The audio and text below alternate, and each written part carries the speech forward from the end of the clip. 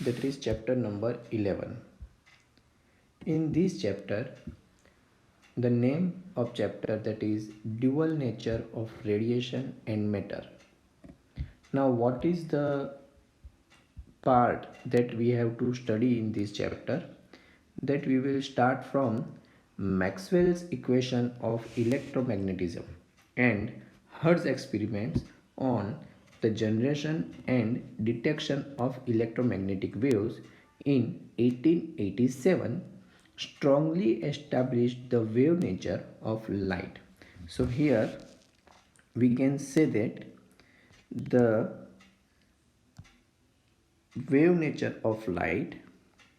So first thing, that light has wave nature. Obviously we have studied in previous chapter number 10 about these things. Now towards the same period, at the end of 19th century, experimental investigation on conduction of electricity, that is electric discharge through gases at low pressure. So another experimental thing, that is that gases, especially gases at low temperature, when studied, at low pressure.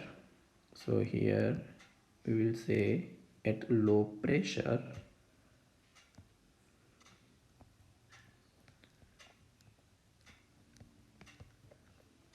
when it is studied, then it gives that the gases at low pressure in a discharge tube led to many historic discoveries. The discoveries of X-rays by Röntgen in 1895 and of electron by J.J. Thomson in 1897 were important milestones in understanding of atomic structure. It was found that at sufficiently low pressure of about 0.001 millimeter of mercury column, a discharge took place between two electrodes. On applying the electric field to the gas in the discharge tube. So here I would like to explain that how the discharge tube looks like. So generally discharge tube is nothing but a glass tube in which there are basically two electrodes are given. Now these electrodes are connected to electric power supply. When electricity is passed through that, here we consider that gases are filled at low pressure, and they have given us that this low pressure is very low, that it gives the height of 0.001 millimeter of mercury column. Now when two electrodes on applying electric field to the gases in the discharge tube, a fluorescent glow appeared on the glass opposite to cathode. The color of glow of the glass depends on the type of glasses, it being yellowish green for soda glass. The cause of fluorescence was attributed to radiation which appeared to be coming from the cathode. These cathode rays were discovered in 1870 by William Crookes, who later in 1879 suggested that these rays consisted of streams of fast moving negatively charged particles. Now, again, it suggested that these rays consisted of streams of fast moving negatively charged particles.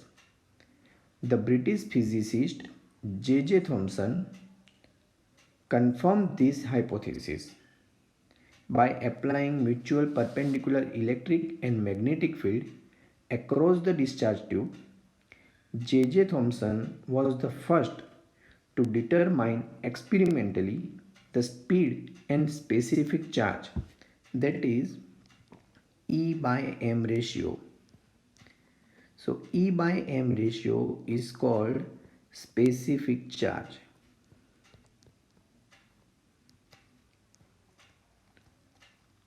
So he determined the speed and specific charge of cathode ray and particles.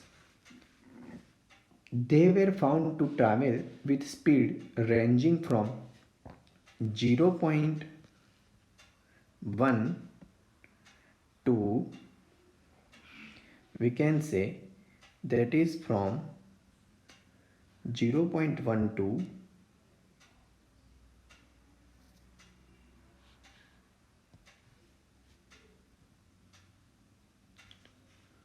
they were found to travel with speed ranging from 0.1 to 0.2 times the speed of light, that is 3 into 10 raised to 8 meter per second.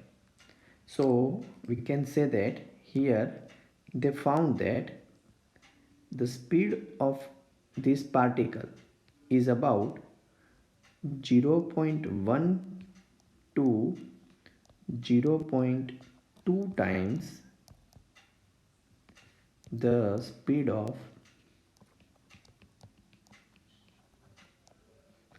light. Now the presently accepted value of E by M is 1.76 into 10 to the power 11 coulomb per kilogram. So right now the accepted value of E by M is considered as 1.76 into 10 to the power 11 coulomb per kg or coulomb kg inverse. Further, the value of E by M was found to be independent of nature of the material or metal used as a cathode, that is also called emitter. Emitter means which is generally emitting, or the gas introduced in the discharge tube. So it was independent of the material which is used as a cathode or the gas introduced in the discharge tube. These observations suggested the universality of cathode ray particles. Around the same time, in 1887, it was found that certain metals, when irradiated by UV light, that is ultraviolet light, emitted negatively charged particles having small speeds. Also, certain metals, when heated to high temperature, were found to emit negatively charged particles. The value of E by M for these particles was found to be the same as that for cathode ray particles. These observations thus established that all these particles, although produced under different conditions, were identical in nature. J.J. Thomson in 1897 named these particles as electrons and suggested that they were fundamental, universal constituents of matter. So, J.J. Thomson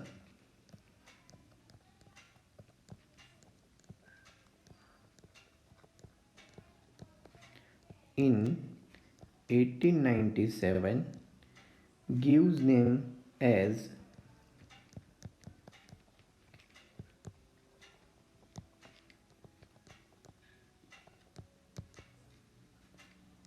a name as electron,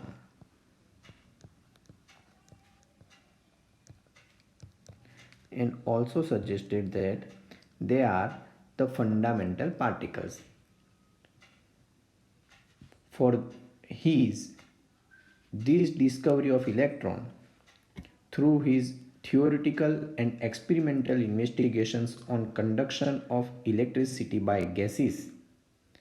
He was awarded the Nobel Prize in Physics in 1906.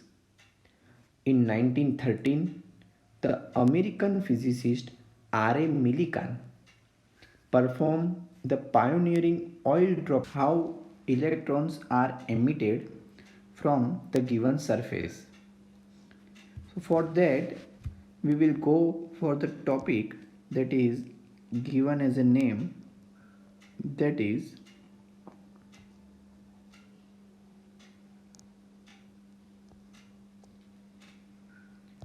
electron emission. So the topic name is electron emission. Now what we will see in this topic? So in this topic we will discuss that how electrons are emitted in different cases from the given surface. So first of all, for this we say that we know that metals have free electrons. So actually we can understand by simple example. Suppose this is one metallic sheet, we consider here this is one metallic sheet. Now it contains free electrons. Say free electrons are on the surfaces of these materials. Now it also has positive ions inside it. Say positive ions are residing inside it on lattice point. Now this lattice point or lattice point are fixed point, and these positive ions are have nature to attract the negative electrons. Now what happens? So we know that the metals have free electrons, that is negatively charged particles that are responsible for their conductivity. However, the free electrons cannot normally escape out of the metal surface. So suppose we say that suppose we have seen this electron, these electrons normally cannot out or cannot come out from the surface, because if an electron attempts to come out of the metal surface acquires a positive charge and pulls the electron back to the metal.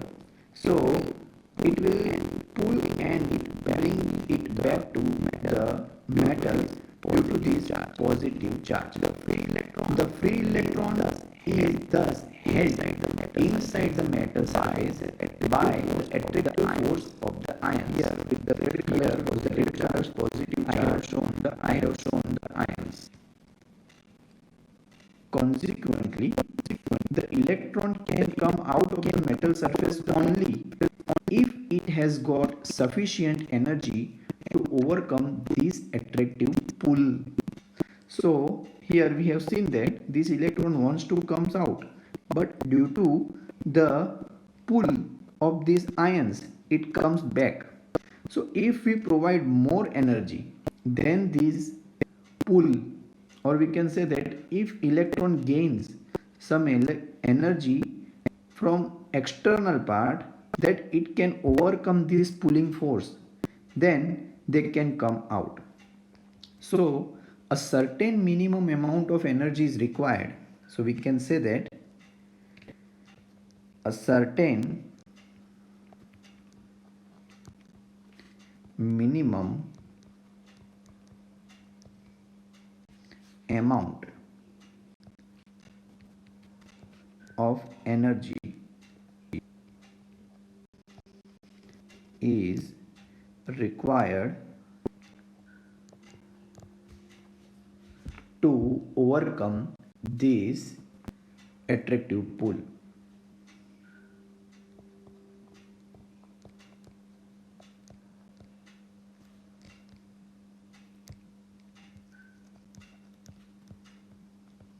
attractive pull of ions, or we can say that positively charged ions. Now, this minimum amount of energy, so this minimum amount of energy is called work function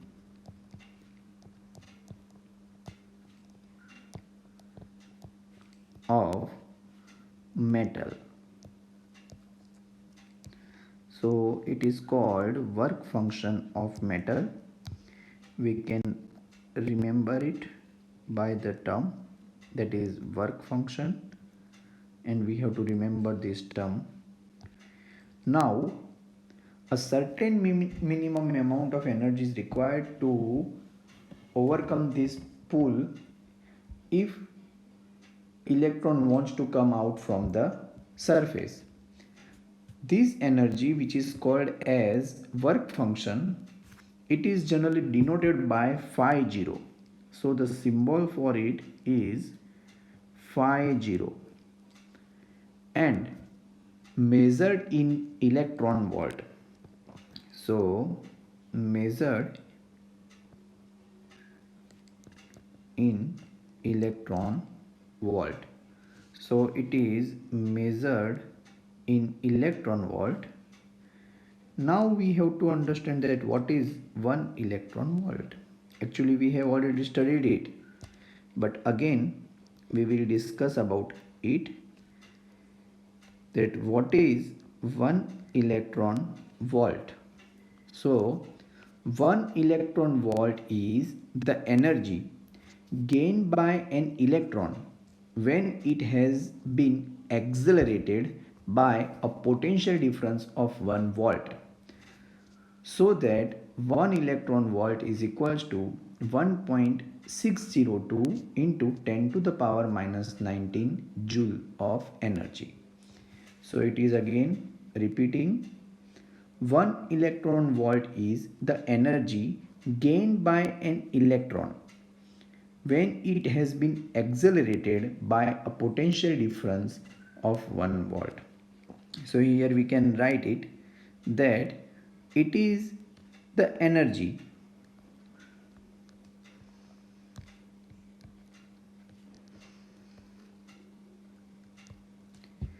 gained by an electron when it has been accelerated by a potential difference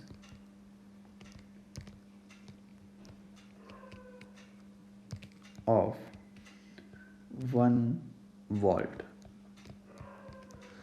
So we can now say that 1 electron volt is equals to 1.602 into 10 to the power minus 19 joule. So this is another form of energy. It is a small scale. Now this unit of energy is commonly used in atomic and nuclear physics. The work function depends on the properties of metal and the nature of surface. So here again we can say that work function depends upon phi 0 depends upon the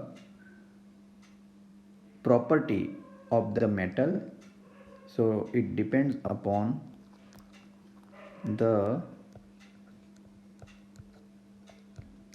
properties of metal and nature of its surface.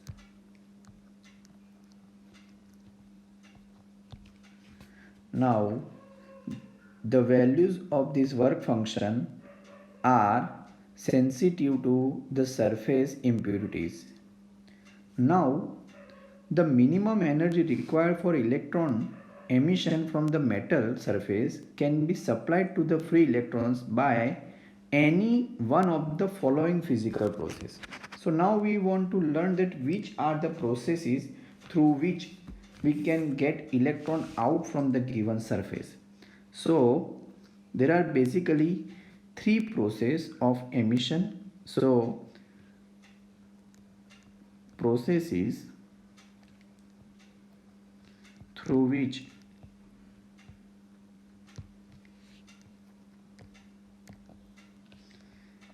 electrons are emitted. We can have one, that is thermionic emission.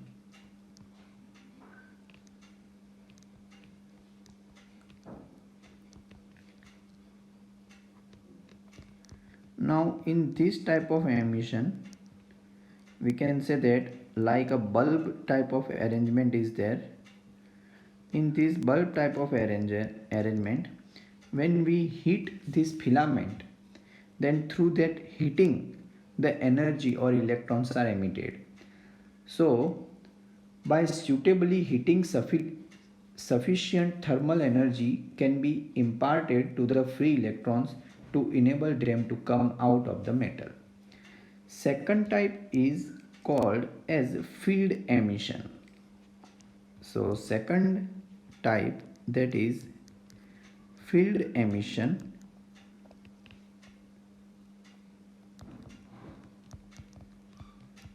In this phenomena, we are applying high energy. So by applying a very strong electric field, applying very strong electric field, generally around 10 to the power 8 volt per meter. So this orders electric field, when applied to a metal, electrons can be pulled out of the metal, as in spark plug. So the spark plug is an example of this field emission. And the third type, that is the part of this chapter also, that is photoelectric emission. That is photoelectric emission. In this type of emission, when a light of a suitable frequency illuminates a metal surface, electrons are emitted from the metal surface. These photo-generated electrons are called photoelectrons. So here photo-generated means light generated electrons.